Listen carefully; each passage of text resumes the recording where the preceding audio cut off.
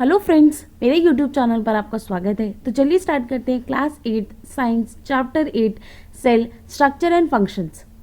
Explanation start करने से पहले अगर आपको मेरी वीडियो अच्छी लगी तो प्लीज़ मेरी वीडियो को लाइक करें, कमेंट करें और मेरे चैनल को सब्सक्राइब करना बिल्कुल ना भूलें and press the bell icon ताकि आपको मेरी सारी न्यू वीडियोज़ की नोटिफिकेशन तुरंत मिलती रहे। तो चलिए स्टार्ट करते हैं। जैसे कि आपको पता है कि बिल्डिंग बनाने के लिए जो ब्रिक्स है उनको ज्वाइन किया जाता है विद अदर ब्रिक्स, ठीक है। उसी तरीके से जो हमारी बॉडी है वो भी बहुत सारे सेवरल यूनिट से बनी है और उस यूनिट को कहते हैं हम सेल्स। जो सेल होते हैं हम उन्हें building blocks of the body of living beings कहते हैं। तो अब हम बात करते हैं सेल की।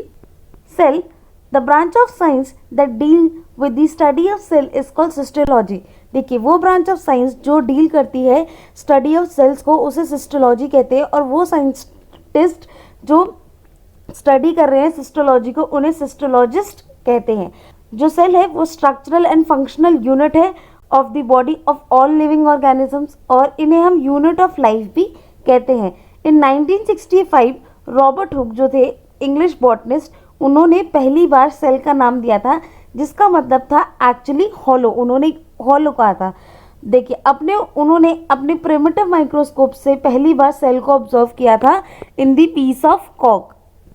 उन्होंने क्या एक्सप्लेन किया था कि जो कॉक है वो बना हुआ है छोटे छोटे स्मॉल सेल से जो इनक्लोज्ड है वॉल में, ठीक है। और ये जो पैटर्न है किस तरीके से, जैसे कि हनी कॉम का जो हनी बी का जो छत्ता होता है उसके जैसा ये पैटर्न दिखता है। ये है रॉबर्ट हॉक, उनका ये प्रिमिटिव माइक्रोस्कोप, और उन्होंने कॉक के अंदर ये सेल्स देखे थे। इन 1974 एंटनी वॉन लियो हुक जो एक डच साइंटिस्ट थे, उन्होंने सेल डिस्कवर किया था, सेल जो मूव कर रहे हैं freely and could also see a some minute components within the cell। देखिए, उन्होंने पहली बार एंटनी वैन लियोक ने जो डच साइंटिस्ट थे उन्होंने सेल को डिस्कवर्ड किया और ये देखा कि जो सेल है वो फ्रीली मूव कर रहे हैं और उनके अंदर कुछ छोटे छोटे मिनट कंपोनेंट्स जो है वो सेल के अंदर है। और इन्होंने ये चीज़ देखी थी अपने इम्प्रूव्ड माइक्रोस्कोप से। जितनी भी लिविंग ऑर्गेनिजम्स हैं जैसे कि amoeba, paramecium, algae, fungi, in fact जितने भी सेल और एनिमल्स हैं ये सब सेल से, जितने भी प्लांट्स एंड एनिमल्स हैं ये सब सेल से बने हुए होते हैं। जो सेल है वो ऑक्यूपाई करता है सेम सेंट्रल पोजीशन बायोलॉजी में, जैसे कि जो एटम्स है वो फिजिक्स में करते हैं। एटम को भी हम कंसिडर करते हैं smallest particle that constitute matter. उसी तरीके से जो बायोलॉजी में हम सेल को कंसीडर करते हैं कि सबसे स्मॉलेस्ट यूनिट है लिविंग ऑर्गेनिजम्स की। 1985 में जो सेल थ्योरी थी वो फर्दर मॉडिफाई हुई थी, जो इसने इंक्लूड किए थे बहुत सारे एक्सप्लेनेशन कि जो सेल है वो अराइज होता है प्री एग्जिस्टिंग सेल से, और ये जो थ्योरी थी वो वाइडली एक्सेप्ट हुई थी, जो कंक्लूड करती थी फर्स्ट पॉइंट कि all living things are made up of cells which are structural and functional unit of life. जितनी भी जो लिविंग थिंग्स हैं वो सब सेल से बने हुए हैं, और जो सेल है वो एक स्ट्रक्चरल और फंक्शनल एंड बायोलॉजिकल यूनिट है लाइफ की। Second is new cells arise from the division of pre existing cell. जो नए सेल है वो कहाँ से अराइज होते हैं, वो अराइज होते हैं from the division of pre existing cell. See all the cells are similar in their basic structure and function but not identical. देखिए, जितने भी सेल हैं वो सिमिलर हो सकते हैं उनके बेसिक स्ट्रक्चर में, फंक्शन में, लेकिन कोई भी सेल आइडेंटिकल नहीं है, वो डिफर करते हैं अपने साइज में और स्ट्रक्चर में। Fourth is the organisation of cell in the body of the living organism determine its structure. देखिए, जो सेल है वो किस तरीके से ऑर्गेनाइज है बॉडी में लिविंग ऑर्गेनिजम्स की, वही उसका जो स्ट्रक्चर है वो डिटरमाइन करते हैं। जिस तरीके से जो सेल है वो अरेंज होंगे वही उसका स्ट्रक्चर डिटरमाइन करेंगे, उसी हिसाब से उस लिविंग ऑर्गेनिज्म का स्ट्रक्चर होगा। Fifth, the way an organism functions depend on the way the cell work. देखिए, जो ऑर्गेनिज्म का फंक्शन है वो किस तरीके से हो रहा है वो डिपेंड करता है कि जो सेल है वो किस तरीके से वर्क कर रहे हैं। The shape of cell varies from the organism to organism. जो शेप है सेल की वो वैरी करती है ऑर्गेनिज्म टू ऑर्गेनिज्म। बहुत से केसेस होते हैं जिसमें जो सेल की जो शेप होती है वो राउंड होती है। However, in some it is irregular in the amoeba and leukocytes। और बहुत से ऐसे सेल हैं जो irregular होते हैं शेप में, जैसे कि अमीबा और ल्यूकोसाइट्स। Whereas जो बैक्टीरिया है उनके जो सेल है वो रॉड लाइक भी हो सकते हैं, राउंड भी हो सकते हैं, स्पेरिकल भी हो सकते हैं, कॉमर शेप्ड भी हो सकते हैं। बहुत से ऐसे सेल जो होते हैं वो लॉन्ग भी होते हैं, थिन भी होते हैं। For example muscle cells and nerve cells of multi cellular organisms. Shape जो है सेल की वो वेरी करती है मल्टी सेलुलर ऑर्गेनिज्म में, कि वो फ्लैट है, कॉलमनर है, एलिप्टिकल है, स्पिंडल शेप है, क्यूबॉइडल है या पॉलीगोनल है। Their shape is mainly determined by their function and position. जो सेल की शेप है वो मेनली डिटरमाइन होती है उसके फंक्शन से और उसकी पोजीशन से। The shape of a cell can be fixed और फ्रीक्वेंटली चेंजिंग। जो शेप होती है सेल की या तो वो फिक्स रह सकती है या तो वो फ्रीक्वेंटली चेंज होती रहेगी।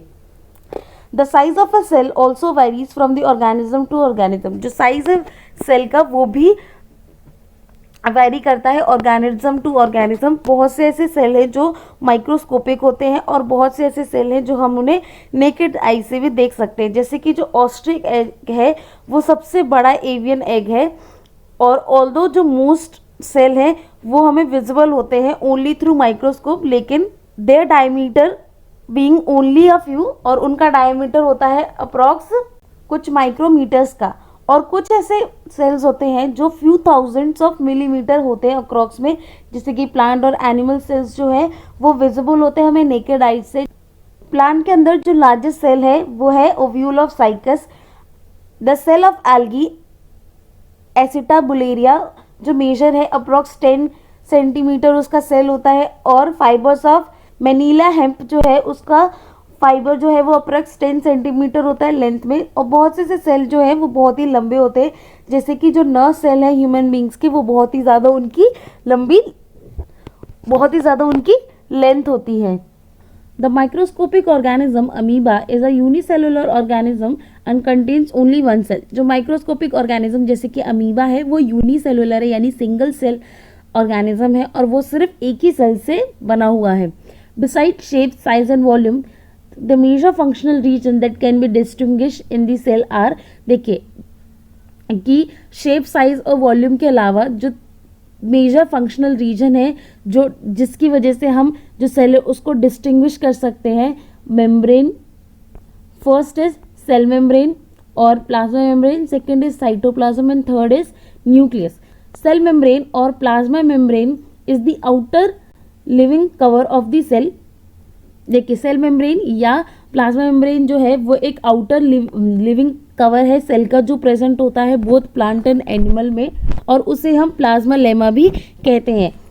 It forms a demarcation between the surrounding medium and the content of cell. देखिए जो प्लाज्मा मेम्ब्रेन है वो एक फॉर्म करता है डिमार्केशन, जिससे कि जो सराउंडिंग मीडियम है और कंटेंट ऑफ द सेल है उसमें बीच में लाइन बन जाती है, हम डीमार्क कर सकते हैं।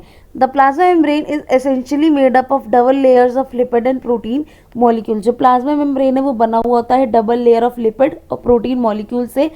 जो प्लाज्मा मेम्ब्रेन है वो बहुत ही थिन होती है, डेलिकेट होती है, इलास्टिक होती है और सिलेक्टिवली परमिएबल मेम्ब्रेन होती है, यानी कि कुछ चीज़ें जो होंगी वो सेल के अंदर एंटर हो पाएंगी और कुछ चीज़ें नहीं हो पाएंगी, यानी कि बहुत ही ज़्यादा सिलेक्टिव होती है ये। Its main function is to regulate the passage of material into and out of the cell। देखिए जो प्लाज्मा मेम्ब्रेन या सेल मेम्ब्रेन का फंक्शन क्या है कि वो रेगुलेट करती है मटेरियल का पैसेज होना इन या आउट ऑफ द सेल में। ये जो है ये selectively control the exit and entrance of the salts and water and throughout the waste। जो प्लाज्मा मेम्ब्रेन है वो सिलेक्टिवली कंट्रोल करती है एग्जिट और एंट्रेंस सॉल्ट एंड मिनरल्स की एंड थ्रू आउट करती है वेस्ट को। जो प्लाज्मा मेम्ब्रेन है वो मेंटेन करती है proper composition of the cell. Next है cell wall. Cell wall is only present in plant cell. जो सेल वॉल है वो सिर्फ प्लांट सेल में होती है, ये बहुत ही ज़्यादा रिजिड होती है और वो सराउंड करती है प्लाज्मा मेम्ब्रेन को। अनलाइक प्लाज्मा मेम्ब्रेन जो सेल मेम्ब्रेन है वो नॉन लिविंग स्ट्रक्चर है जो बना हुआ होता है सेलुलोज से, जो देता है स्ट्रेंथ और rigidity to the plant cell, और ये फ्रीली परमिएबल होती है और it is secreted by the cell for the protection of cytoplasm and plasma membrane. देखिए जो सेल वॉल है वो सिक्रीट हुआ होता है बाय द सेल, किस लिए? ताकि वो साइटोप्लाज्म को प्रोटेक्ट कर सके और प्लाज्मा मेम्ब्रेन को प्रोटेक्ट कर सकते। जो मेन फंक्शन है सेल वॉल का वो क्या है कि वो सपोर्ट और स्ट्रेंथ देता है सेल को और डिटरमाइन करता है साइज और शेप सेल की। The nucleus is centrally located and it is the major functional centre of the cell. जो न्यूक्लियस है वो सेंटर में लोकेटेड होता है और मेजर फंक्शनल सेंटर है सेल का। ये स्फेरिकल या ओवल शेप में भी हो सकता है और ये सराउंडेड होता है envelope known as nuclear membrane, जो सेपरेट करता है न्यूक्लियस को फ्रॉम द साइटोप्लाज्म। पोर्स जो है वो प्रेजेंट होते हैं एट द इंटरवल, जो अफेक्ट करते हैं परफिकेटिंग ऑफ द एनवेलप। जो लिक्विड प्रेजेंट होता है न्यूक्लियस में उसे हम न्यूक्लियोप्लाज्म कहते हैं and it is enclosed by the nuclear membrane. The nuclear pore allow the exchange of materials between the cytoplasm and nucleoplasm. जो न्यूक्लियर पोर जो प्रेजेंट होते हैं न्यूक्लियर मेम्ब्रेन में वो क्या करते हैं कि वो अलाउ करते हैं कि एक्सचेंज हो मटेरियल का बिटवीन साइटोप्लाज्म और न्यूक्लियोप्लाज्म में।